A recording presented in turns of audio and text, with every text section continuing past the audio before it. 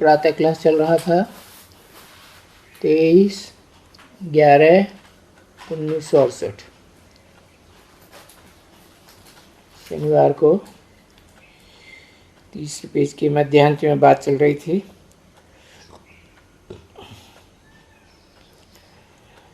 कि हर आत्मा के फीचर्स अलग अलग होते हैं।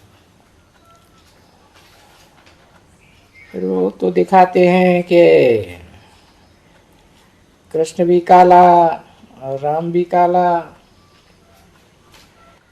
तो उनको घड़ी घड़ी कहना है सबकी आत्मा अंत में आकर के तामसी बनती है। हाँ, एक जैसी तामसी नहीं बनती है। नारायण की आत्मा, तुम्हारी आत्मा, भिन्न भिन्न फीचर्स, भिन्न भिन्न शरीर लेकर के पार्ट बजाते हैं। तो ये ह्यूज ड्रामा का पार्ट तुमको समझाया जाता है। तो ये तुम बच्चे समझ जाओ, कभी भी कुछ भी होवे तो तुम बच्चों को फिकरात नहीं होनी चाहिए।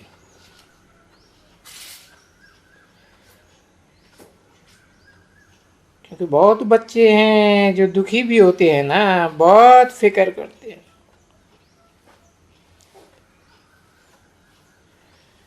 तो उनका भी दुख दूर करने के लिए फिकरात तो नहीं होनी चाहिए, क्योंकि एक्टर्स हैं। तुम भी एक्टर्स हो। ये जानते हो कि ये नाटक है, इसमें ये भी शरीर छोड़ करके हमको दूसरा शरीर लेना है। और फिर जब दूसरा शरीर लेते हैं तो देखो संबंध ही सारे फिर जाते हैं, बदल जाते हैं।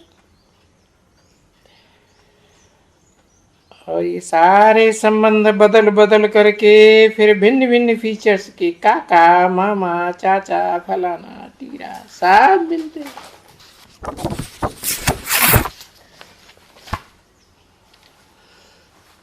तो सबके फीचर्स भिन्न भिन्न हो जाते हैं। 23/11/1968 की प्रातः क्लास का चौथा पेज। तो ये फीचर्स दिखाई पड़ते हैं और बाप बताते भी हैं कि देखो ये बना बनाया ड्रामा है, वैरायटी। उस ड्रामा में जो आत्माएं होती है ना, पार्टधारी, वो भिन्न भिन्न शरीर धारण करती रहती है अपने अपने स्वभाव संस्कार के अनुसार।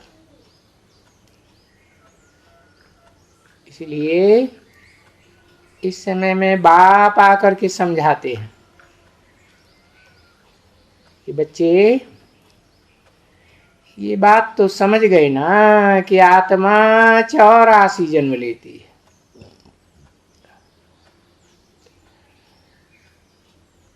अभी अंतिम जन्म में है,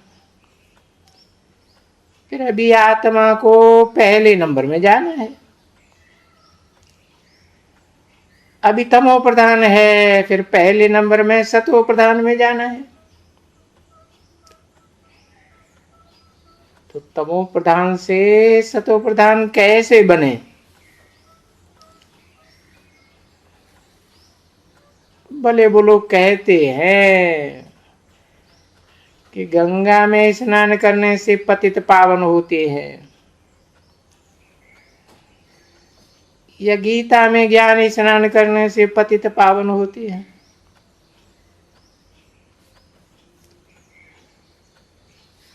पतित पावन के लिए ऐसे नहीं कि भाई कई होंगे कि बरोबर तमो प्रधान से वो सतो प्रधान बन जाएगा।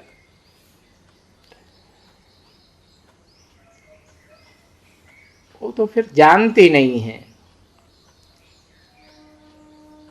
अरे सारी सृष्टि को पावन तो जरूर होना है, क्योंकि पावन सृष्टि थी अभी पतित है, और जो पतित है सो पावन होनी है। ये बात तो ठीक है कि पावन होनी है, परंतु पावन को जो सत्व प्रधान कहा जाता है, और तमो प्रधान भी तो कहा जाता है ना सृष्टि को, क्योंकि ये तमो प्रधान, ये सत्व प्रधान, ये अक्षर तो है ना बच्चे। सत्व प्रधान नई दुनिया, सत्व प्रधान सृष्टि, तो दुनिया की हर चीज चार अवस्थाओं से पसार होती है, क्योंकि ये सृष्टि ही पहले सतो, फिर रजो, फिर तमो सृष्टि।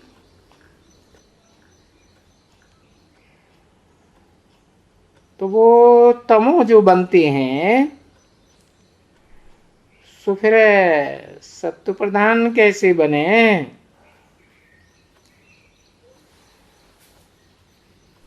या तो होलसेल में फिर कहेंगे कि भाई पावन सृष्टि सो पतित बनती है। अब पतित सो पावन कैसे बने? तो पावन सृष्टि तो ऐसे तो नहीं बन सकते हैं ना।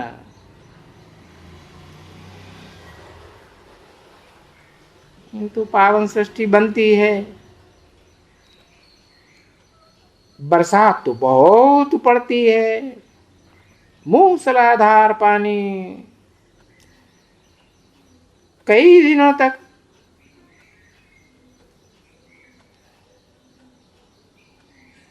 और इस बरसात से गंगा भी बनती है।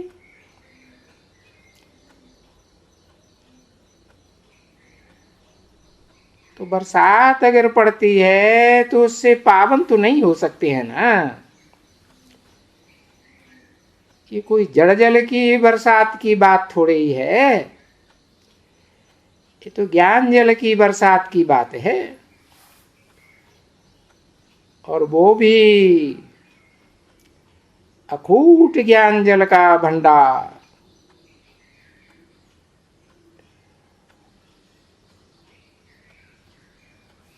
नहीं तो उस जड़ जल की बरसात से तो मौत भी आ जाती है, सबकी मौत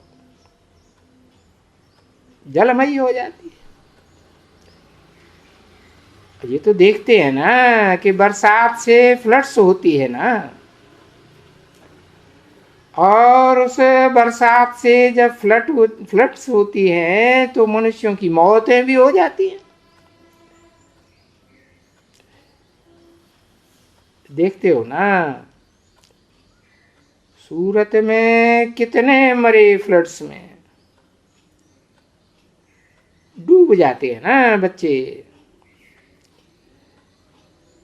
तो ये जो इतने सभी 500-700 करोड़ मनुष्य हैं, तो उनके लिए बाप समझाते हैं कि भाई इतनी बरसात होगी, इतनी बरसात होगी कि ये धर्मखंड नहीं रहेंगे।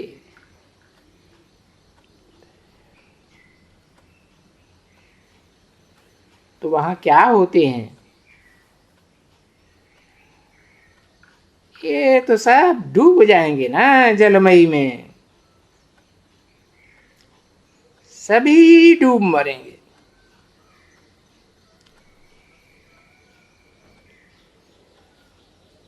या तो ढेर सारे मरेंगे तो बास आएगी उनकी, और ये बारूद जो एटम बम बने हैं उनकी भी बास आएगी।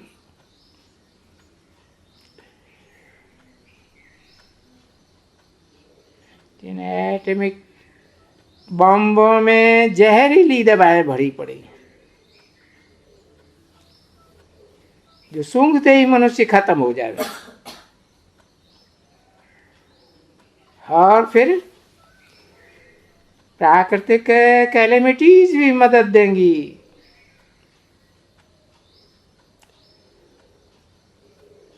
कैलिमिटीज के लिए भी बेहद के बाप ने समझाया है कि कई डूब मरेंगे, इतनी बरसात होगी, सारी दुनिया में जलमयी जलमयी। तो देखो फ्लड्स होती है तो जानवर कितने मरते हैं मालूम है? अरे कितने वो बह जाते हैं, हजारों के हजार तादाद में बह जाते हैं। वो जानवर तो क्या, मनुष्य भी बह जाते हैं। देखो ऐसे नहीं कि बह जाते हैं पानी में, और पानी में बह करके, जड़ जल में बह करके उसमें वो पावन बन जाते हैं। नहीं, वो तो शरीर बहते हैं, आत्मा थोड़े ही बहती है। आत्मा उन जड़ जल में नहीं बहती है, शरीर चले जाते हैं पानी में। तो शरीरों को तो पतित से पावन नहीं बनना है ना।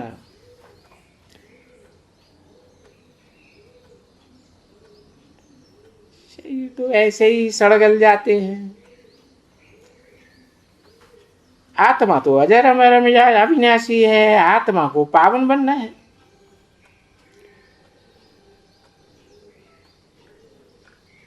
तो ये जो पानी की बात है ना, हद का पानी और बेहद का पानी, वो सब बतलाना है। मनुष्यों को समझाना चाहिए कि पतितों को पावन तो एक ही बेहद का बाप है, जो संग के रंग से पतितों को पावन बना सकता है।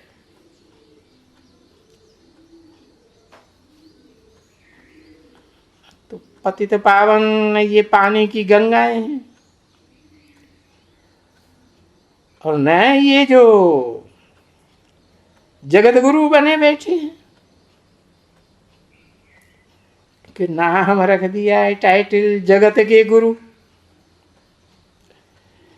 तो सारे जगत के गुरु हैं तो सबको सदगति देवे ना। गुरु का तो धंधा ही होता है सबकी सदगति देवे। तो देखो अभी इस पुरुषोत्तम संगम युग में ये तो बेहद का बाप है सदगुरु। तो वो ही सदगति देते हैं ना बच्चे।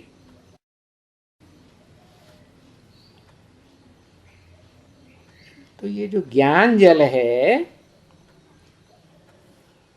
जो बुद्धि में धारण करना है, तो देखो बुद्धि में ज्ञान है ना। और अभी बाबा भी तो समझाते रहते हैं, समझाते हैं फिर रिपीट भी तो करते हैं ना। और बाबा भी रिपीट करते हैं, ये ब्रह्मा भी तो रिपीट कर सकते हैं ना बाबा के साथ। जैसे गुरु बैठ करके शिष्य को समझाते हैं, तो शिष्य को गुरु लोग बाजू में बिठाते हैं, यहाँ गद्दी पर या नीचे बैठावे हैं बरोबर।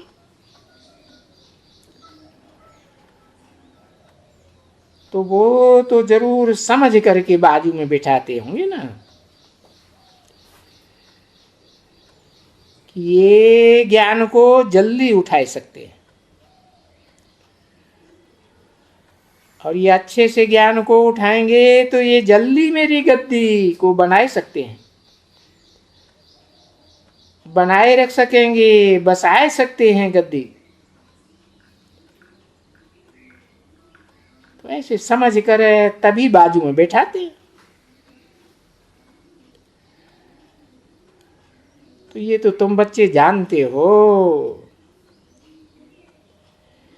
कि बाबा के बाजू में ये बैठा हुआ है। ये तो बता दिया ना, बाबा माने साकार निराकार का मेल। साकार बनने वाली महात्मा इस सृष्टि रूपी रंगमंच पर सदा साकार और फिर निराकारी भी बनती है, बाप समान बनती है। तो उस बाबा के बाजू में ये बैठा हुआ है, और ये बाजू में बैठा ही हुआ है। देखो अर्जुन के रथ में भी तो बैठा हुआ है। कहाँ कहाँ बैठा हुआ है? हाँ, सर के ऊपर है जो झंडा है ना, उसमें बैठा हुआ है। हाँ, लगो लग करके बैठा हुआ है। तो जरूर वो समझ करके कि ये लायक है बनने का, समझने का लायक है, तो जरूर वो भी तो समझाते होंगे ना। तो बच्चे इसलिए फिर कि गुरु ब्रह्मा देखो नंबर 1 में आ जाते हैं ना। अभी विष्णु तो गुरु है ही नहीं। बच्चों को समझाया है, वो तो पढ़ाई पढ़ करके ये पद पाया है। वो कोई पढ़ाई पढ़ाते थोड़े ही है। और गुरु शंकर है, ये भी नहीं समझाया। ब्रह्मा गुरु विष्णु गुरु महादेव कहते हैं। किसी ने कहा गुरु देखो, गुरुदेव महेश्वर को कहते हैं। अब महाईश्वर कहो, महेश्वर कहो या महादेव कहो, बात तो एक ही है बच्चे।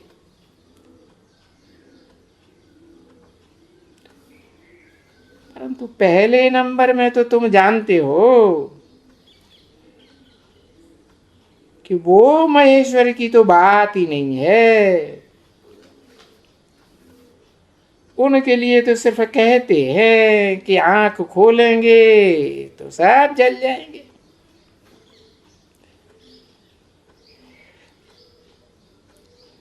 तो अभी वो कोई ज्ञान तो देने वाला नहीं ठहरा ना।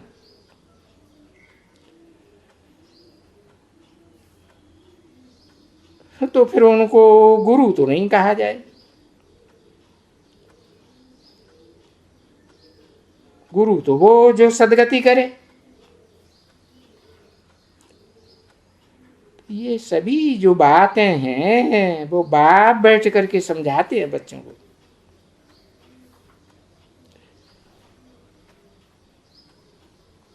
कि भाई जब तक देहभान को गलाएंगे नहीं, भस्म नहीं करेंगे, तब तक आत्मा पावन कैसे बनेगी।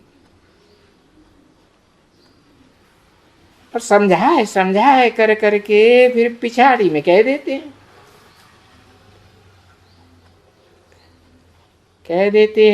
कि हे बच्चों माम एकम याद करो।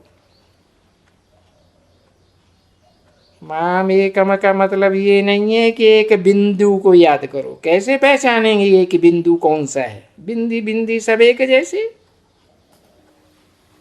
है? और उस माम एकम को जब याद करेंगे तो वो तो पर्सनालिटी होनी चाहिए ना। मुझे एक आत्मा को याद करो। तो वो एक सुप्रीम सोल जब तक मुकर्रर रथ में प्रवेश करके परमानेंट पार्ट न बजावे तो याद कैसे करेंगे? और फिर उस माम एकम को याद करेंगे, पहचानेंगे तो तुम्हारा विनाश, तुम्हारा विनाश, तुम्हारी किसी चीज का विनाश? जो ये तमो प्रधान शरीर है वो सब खलास।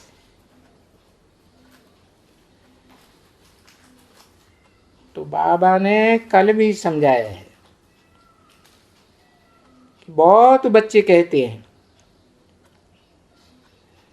बाबा ये इतने सभी धंधी धूरी में रहते हुए हम अपन को आत्मा समझ है और बाप को याद करें। ऐसे हो सकता है क्या? कैसे याद करें? तो बाप बिल्कुल अच्छी तरह से समझाते हैं कि भाई तुम भक्ति मार्ग में भी तो याद करते हो, हे परमात्मा, हे भगवान, हे ईश्वर, हे प्रभु। 23/11/1968 की प्रातः क्लास का 5वां पेज, दूसरी लाइन। तो ये तो याद करते ही हो ना, परंतु निराकार आत्मा को तो याद नहीं करते हो। निराकार आत्मा शरीर सहित याद आती है ना।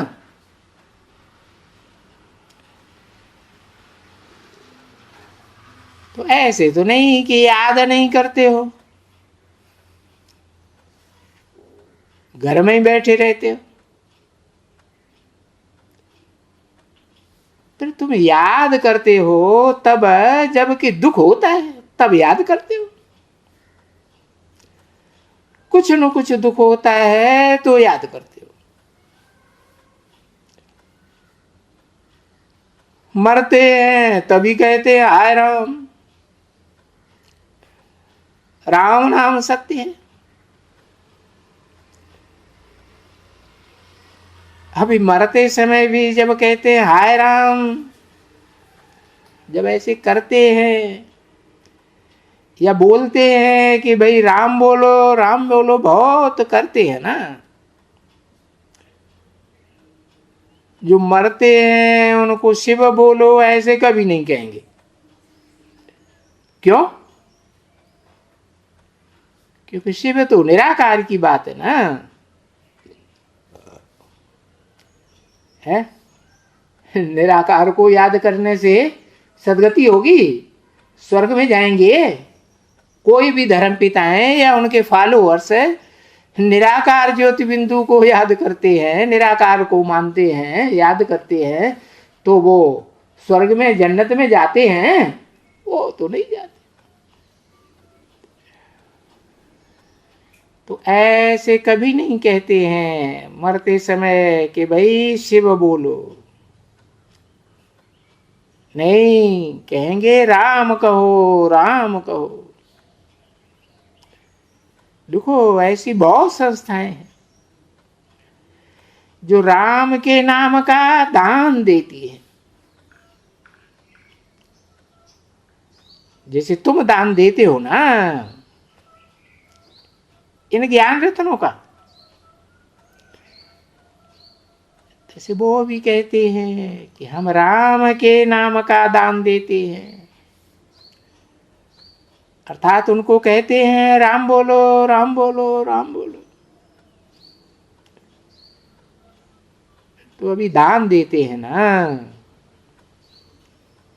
तो तुम भी दान देते हो ना।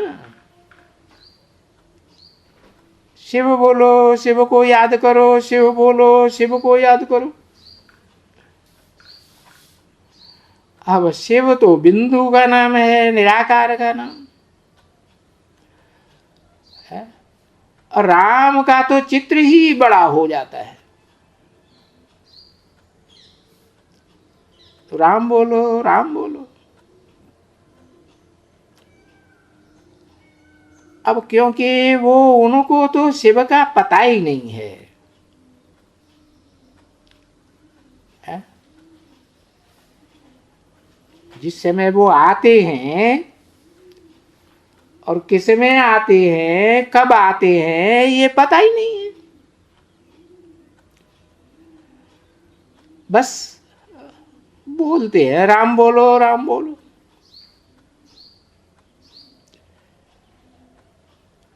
अब क्यों पता नहीं है? क्योंकि बाप ने कहा है ना कि शिव को तो कोई जानते ही नहीं है ना, बिल्कुल।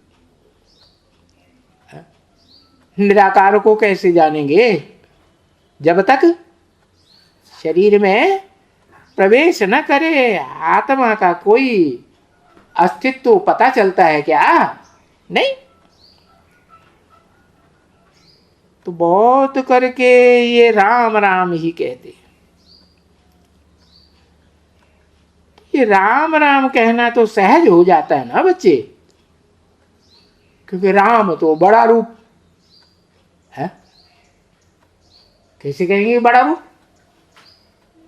क्योंकि जो राम बाप है वो तो सारी मनुष्य सृष्टि का बाप है ना, और सारी मनुष्य सृष्टि का बाप है तो साकार सृष्टि में मनुष्य का, मनुष्यों का बाप है या निराकार आत्माओं का बाप है? साकार मनुष्यों का बाप है ना। तो उसका साकार शरीर इस सृष्टि पर कभी छूट जाता है क्या? कि जन्म जन्मांतर बना रहता है? बना रहता है।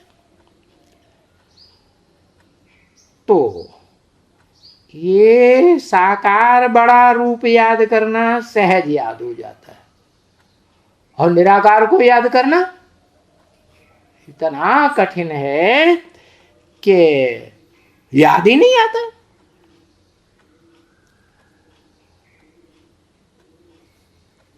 तो राम का ये सबको बता दिया। अभी शिव का तो कोई किसी को पता भी नहीं है कि वो शिव ज्योति बिंदु कहाँ है। पता है? पता चलता है? नहीं, अभी पता नहीं है। हाँ, आगे चल के हो सकता है सबको पता चल जाए। जो उनको कोई कहे कि भाई शिव कहो, शिव कहो, क्यों पता नहीं है? क्योंकि उनको मालूम ही नहीं है ना। किनको? न दुनिया वालों को मालूम है, न उन तथाकथित ब्रह्मा कुमार कुमारियों को मालूम। क्या? कि वो शिव कहाँ है, वो निराकार ज्योति बिंदु कहाँ है कि उड़ गया?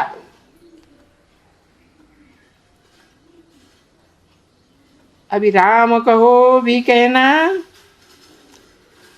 ये भी समझे बिगर। या भी कोई सर्वव्यापी है? जब परमात्मा तो राम क्यों कहेगा घड़ी घड़ी, जब सर्वव्यापी है? अब सर्वव्यापी कहने से तो परमात्मा का नाम लेवे ना। अभी परमात्मा तो नहीं, परम पार्टधारी हो, हीरो पार्टधारी हो तो परमात्मा। आत्माओं के बीच में टैली किया जाए कि परम पार्टधारी कौन?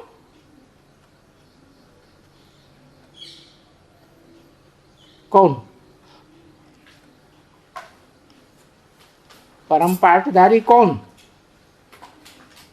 शिव है या राम? राम। शिव का पार्ट बहुत बड़ा नहीं है, सबसे बड़ा पार्ट तो शिव का है। वो जितना पार्ट बजाते हैं इतना तो कोई पार्ट बजा ही नहीं सकता, और वो भी इंद्रियों से। ज्ञान इंद्रियों से भी, कर्म इंद्रियों से भी शिव जितना पार्ट बजाते हैं, उतना तो राम की आत्मा भी पार्ट बजाती है पुरुषार्थी जीवन में, नहीं?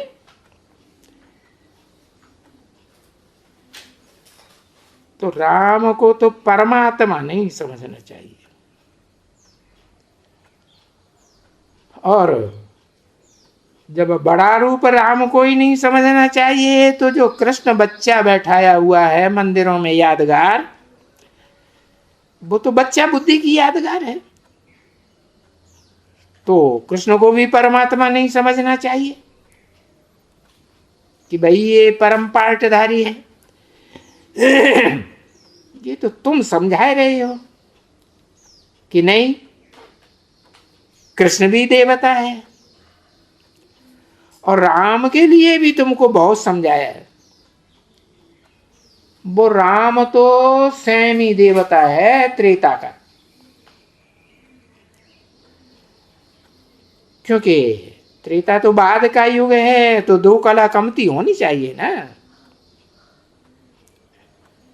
जैसे मकान होता है, थोड़ा पुराना होता है थोड़ा, तो कमती कला हो गई ना। तो दुनिया में हर एक चीज की कमती कला होती जाती है। यानी पहले पहले गोल्डन एज, फिर सिल्वर एज, फिर कॉपर एज, फिर आयरन एज। तो दुनिया की हर चीज चार अवस्थाओं से पसार होती है। ऐसी कोई चीज हो चेतन या जड़ जो चार अवस्थाओं से पसार न होती हो, सो बताओ, है कोई? है? कौन?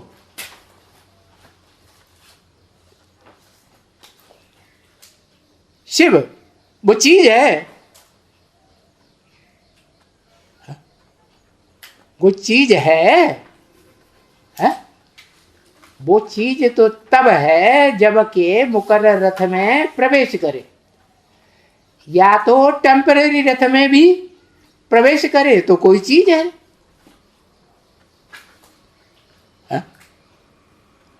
अब उसको कोई चीज मान के बैठेंगे तो उसको याद करेंगे, और याद करने से फायदा होगा? होगा फायदा? तो बताया दुनिया की हर चीज की कमती कला होती है।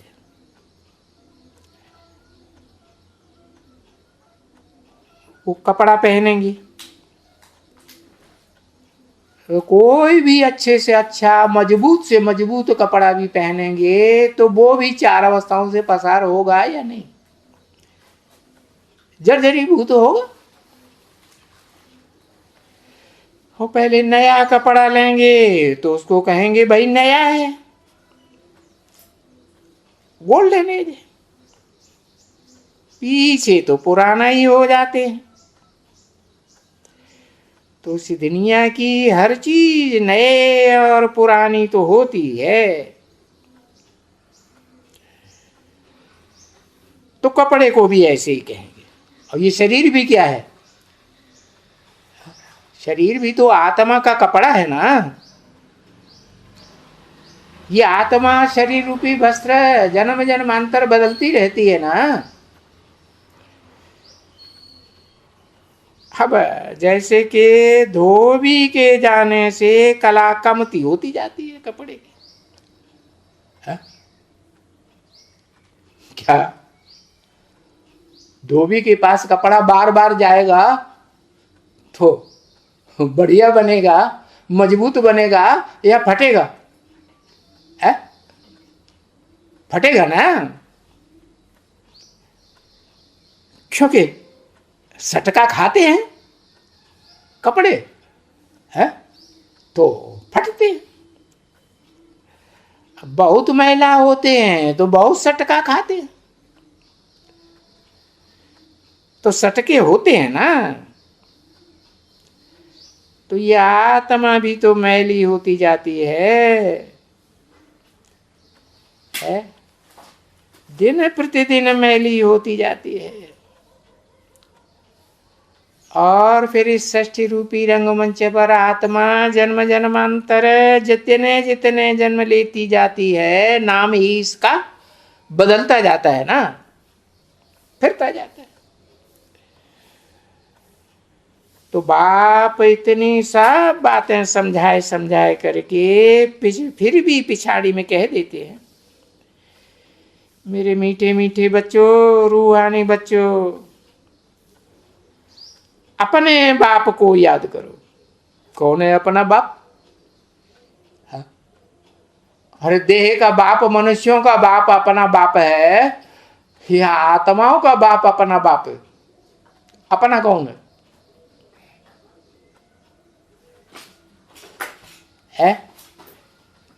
आत्माओं का बाप अपना है या देह का बाप अपना है? अपना कौन है? है? आत्मा का बाप अपना है, तो उसको याद करो। अपना भी तब बनता है जब के वो निराकार साकार देह में, मुकर्रर देह में प्रवेश करके ऑलराउंड पार्ट बजाने लायक उसे आप समान निराकारी बनाए देता है।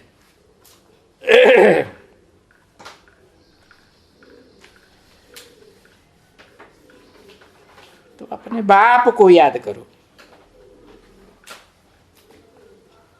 ओम शांति।